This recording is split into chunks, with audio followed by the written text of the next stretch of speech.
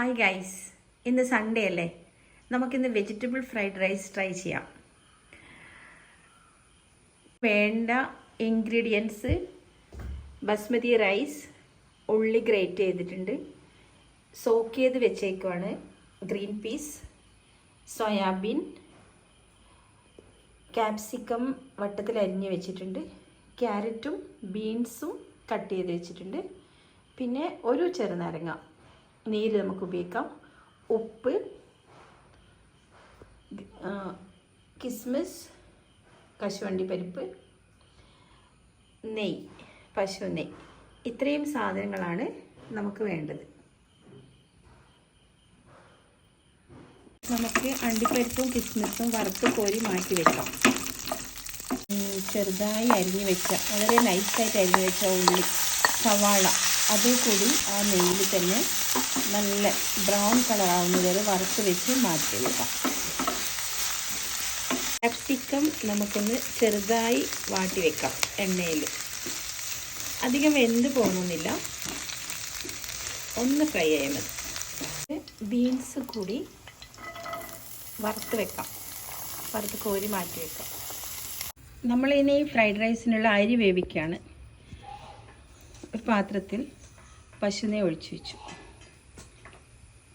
ഇനി നമുക്കതിൻ്റെ അകത്ത് ഗ്രാമ്പൂ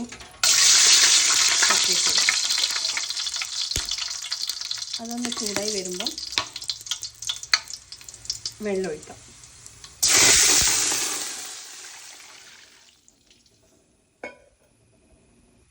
ആവശ്യത്തിന് ഉപ്പ് ചേർക്കാം.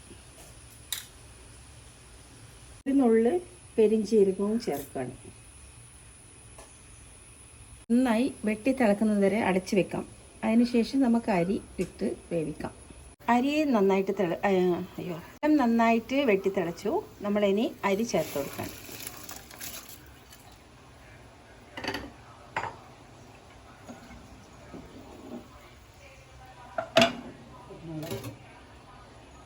നമുക്കതിലേക്ക് വേവിച്ച ക്യാരറ്റും ഗ്രീൻ പീസും കൂടി വെള്ളത്തോടെ തന്നെ ചേർത്ത് കൊടുക്കാം. പോഷകാംശമുള്ള വെള്ളമാണ് വേവിച്ച പച്ചക്കറി വേവിച്ച വെള്ളം, അത് നമ്മൾ നഷ്ടപ്പെടുത്തണ്ടല്ലോ. ഇനി നമ്മൾ ബീൻസ് ഇട്ട് കൊടുക്കുകയാണ്. തിളക്കുന്ന വെള്ളത്തിലിട്ട് സോക്ക് ചെയ്ത സോയാബീൻ റെഡി ആയിട്ടുണ്ട്. അതും പശു നെയ്യിൽ തന്നെ ഒന്ന് വറുത്തെടുക്കാം. ഫ്രൈ ആയ സോയാബീൻസ് നമ്മൾ ചോറിൻ്റെ അകത്ത് ഇട്ട് കൊടുക്കുകയാണ്.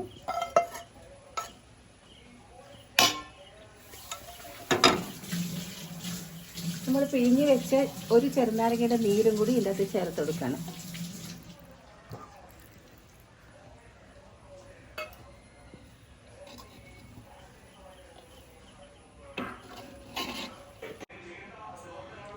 നമ്മുടെ ഫ്രൈഡ് റൈസ് റെഡി ആയിട്ടുണ്ട്. ഇനി നമുക്ക് ഗ്രേറ്റ് ചെയ്ത് ഗോൾഡൻ കളറിൽ വറുത്ത് വെച്ച സവാള അതിൻ്റെ മേലെ നിരത്തി ഇട്ട് കൊടുക്കാം.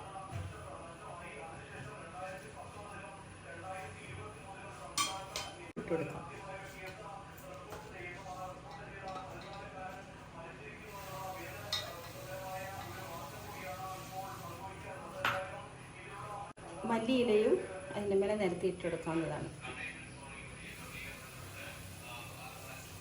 അരിഞ്ഞിട്ട മല്ലിയില.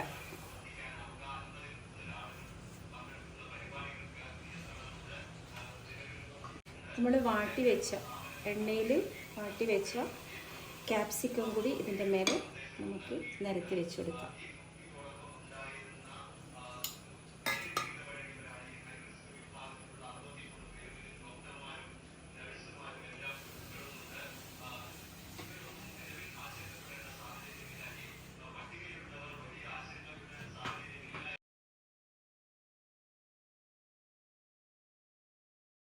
വെജിറ്റബിൾ ഫ്രൈഡ് റൈസ് റെഡി ആയിട്ടുണ്ട്. എല്ലാവരും ട്രൈ ചെയ്യുക.